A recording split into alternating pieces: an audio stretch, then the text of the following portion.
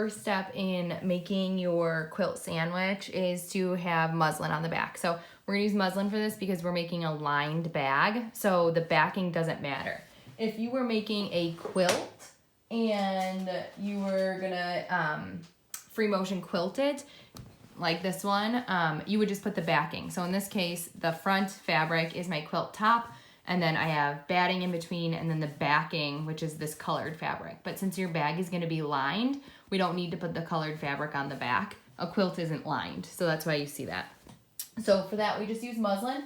It's basically just a cheap, under-processed fabric that works as a good stabilizer for the back.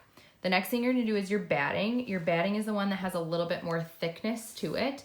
And so this is gonna be what gives it that soft kind of comfy feel. And then you're gonna put your colored piece or like whatever you're using for your outside of your bag on the right side. So since this is just a sample, I have some gray fabric, my batting, and then my muslin is the back of it.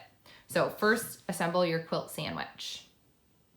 You're going to do is set up your machine to free motion quilt. So the idea behind free motion quilting is that you are the one controlling where the fabric moves rather than the machine. So normally what controls the fabric in the machine is the feed dogs. The feed dogs are constantly pulling the fabric through at 2.4 millimeters. So what we're going to do is drop the feed dogs. We don't want to use the feed dogs when we're free motion quilting. In order to do that, you're going to look on the side of your machine and find this little lever down here and bring it towards you. There is a little picture that show you in the back, when it's towards the back, the feed dogs are up, and when it's towards the front, the feed dogs are down. So you won't see a visible change on the machine, but what you will see is the numbers change. So here we have it now, instead of saying 2.4, it says 0.0, because the feed dogs aren't gonna pull the fabric through the machine at all. You are the one controlling it. So when you're ready to quilt, you are going to put your quilt sandwich into your machine. And what you'll notice is when you go to lower the presser foot doesn't actually apply any pressure on the fabric. This is because, again, you are the one controlling where the fabric moves in the machine. So it has to allow it to be able to be adjusted, otherwise you wouldn't be able to move it at all if it was applying pressure to the fabric. The other thing you want to keep in mind when you start quilting is that you always want to start in the center and then work your way out towards the outside of your sample. If you start on the outside and work your way in, it's going to become bunched up and folded. There's nowhere for that extra fabric to go. Whereas as you're working towards the outside, you're kind of smoothing the fabric down. I probably should press this so it's a little bit easier to sew, but I'm just going to hold it down in my hands. And then as you're moving around, regardless of your pattern, you're still focusing on the center, focusing from the center out towards the edge of your quilt sample, okay? So we're gonna put our presser foot down, and then we're ready to sew. You can tell because that green start-stop button, well, the start-stop button is now green. If we weren't ready and we didn't have our presser foot down, it would be red. Now, every time you start sewing when your feed dogs are dropped, it's going to warn you. It'll beep at you, and then you'll see where it's like blinking the feed dogs are lowered. It's just to give you a warning. I'm gonna change my thread really quick to a darker color so you can actually see what is happening on my fabric.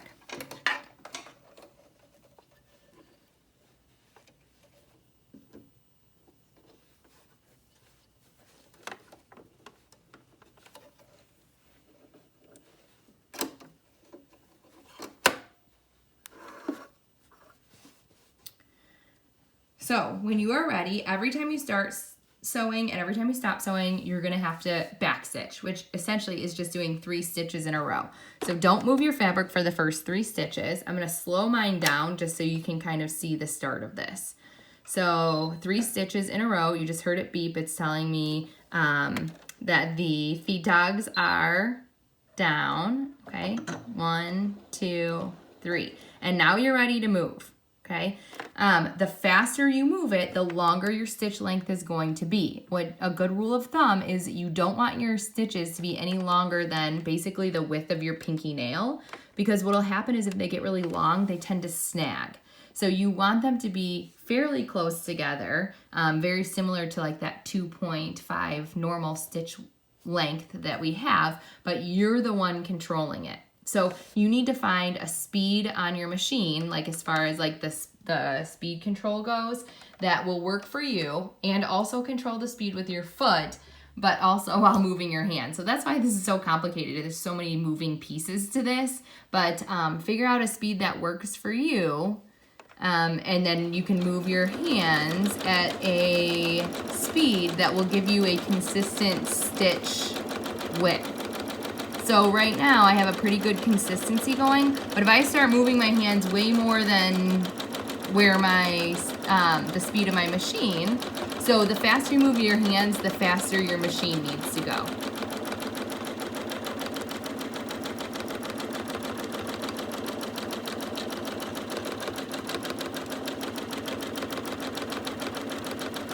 Okay, let's stop and evaluate this. I just did a random pattern.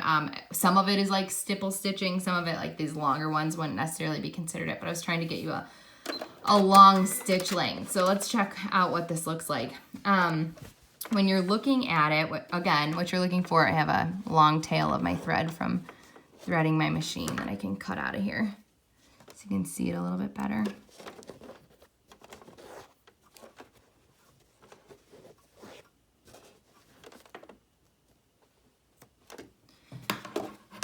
So what you're looking for is some consistency in your stitch length, meaning you don't want your stitches too close, you don't want them too far. So where I started here is really good. Where I dragged it without speeding up I moved my moved my hands fast, but didn't speed up the speed of the needle. See how these stitches are longer? And this is what I'm talking about, like with snagging. So you don't want them to be this far apart.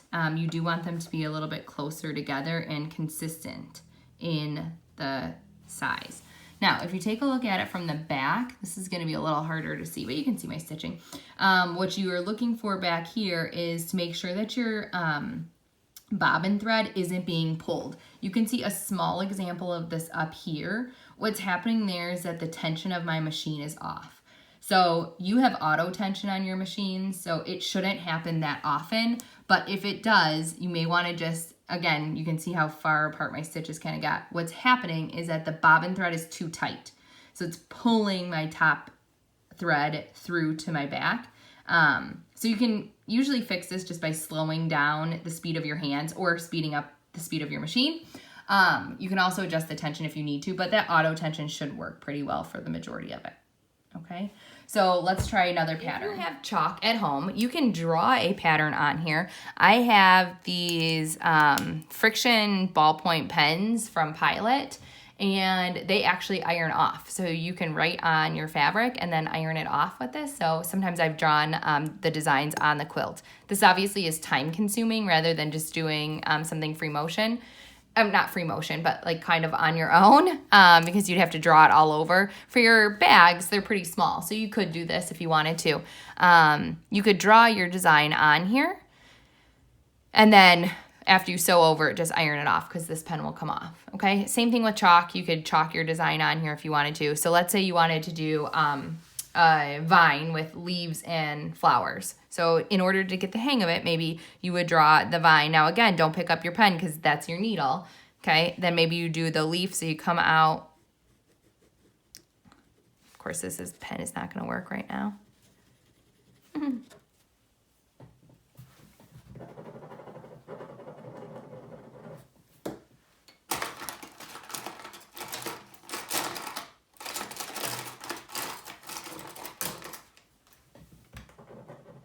Okay, found another one. So you draw the petal out, then draw the petal back to the stem, okay? And then you're gonna come up. Now make the center of your flower first, and then you're gonna come out as petals. So 1 petal, 2 petals, 3 petals. Okay, and then when you're gonna maybe go around the center again. So go around the center and then come out on the other side so that you can continue your vine. Maybe you have another leaf here, and then keep sewing. So you can draw your design on there with chalk or a pen that will iron off. which is fine. Or if you, what I usually do too is if I am going to try a new design, I would just take a piece of paper and kind of think about how it's gonna work first. So if if I'm doing that like leaf design, I'm gonna start here, or we should probably start in the center, right? Have your vine that comes out, draw your leaf. My pen didn't leave the paper, continue the vine. Here's the center of the flower. Then go ahead and start your petals. Now vine comes out, keep going. So that just your brain kind of gets in the habit of thinking like, where are you going next? So all of that design was made with one pen stroke. I didn't lift up the pen at any time until I got back to the other leaf.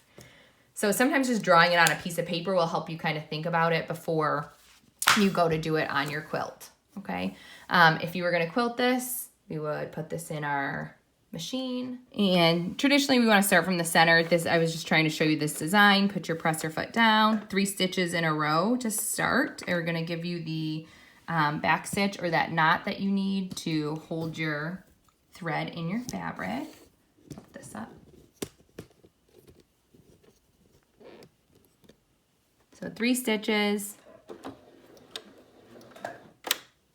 and then you're going.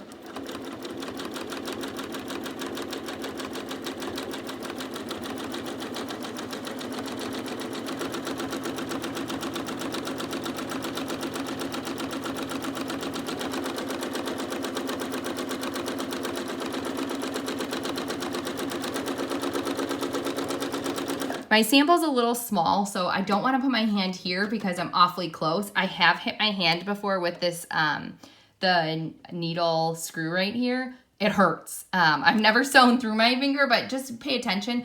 Again, you have control over the fabric. So since I'm like a little bit short over there, I can rotate it and then continue sewing with both of my hands on the fabric.